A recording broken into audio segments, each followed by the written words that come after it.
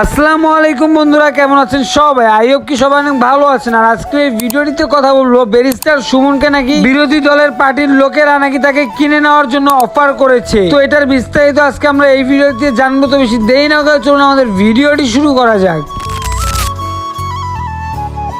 আসলে জাতীয় সংসদ ভবনে ব্যারিস্টার সুমন যখনই দুর্নীতি নিয়ে কথা বলে, ঠিক তখনই মাননীয় প্রধানমন্ত্রী শেখ হাসিনার সঙ্গে তার একটু কথা কাটাকাটি লাগে। দুর্নীতি নিয়ে হিসাব করতে গিয়ে এখন সরাসরি প্রধানমন্ত্রীর পাল্লায় পড়লো আমাদের সবার প্রিয় ব্যারিস্টার সুমন হাসান। মাননীয় প্রধানমন্ত্রী শেখ হাসিনা জাতীয় সংসদ ভবনে বলেন যে দুর্নীতি নিয়ে যদি আপনাদের কোনো কথা থাকে সেটা আমাকে খুলে বলেন। ঠিক তখনই যখন ব্যারিস্টার সুমন হাসান ভাইয়া দুর্নীতিবাজের কথাগুলো বলে, তখনই তার সাথে তার একটু কথা কাটাকাটি লেগে যায়। এখানে ঘটনা হচ্ছে ব্যারিস্টার সুমনকে বিরোধী দলীয় লোকেরা তাকে কিনতে চেয়েছিল। যখনই ব্যারিস্টার সুমন সেটাকে নাকচ করে দেয়, তখনই বিরোধী দলীয় লোকেরা তার বউকে একটি সোনার চেইন দেয়, যেই চেইনটা দিয়ে মূলত সুমন ভাই এবং সুমন ভাইয়ের পরিবারকে তারা কিনে নিতে চেয়েছিল। কিন্তু সুমন ভাইয়ের সততার কাছে এই সবকিছু হেরে গেছে। এইসব বিস্তারিত ঘটনা আমরা নিজে সুমন ভাইয়ের মুখ থেকেই শুনে আসি, চলুন।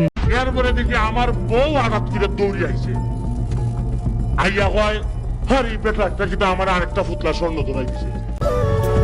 আমি ওই যে কিতাব কোন বেটা ওই বেটা যে স্বর্ণ আমি আমার বউরে দিছি না বিয়া তো এটা একটা কলা আর উল্টে লাগছে আমার বউ। আমার কয় এটা কিতাব দিছে আল্লাহ বাবুর জানি এটা কোন দিকে যাইছে।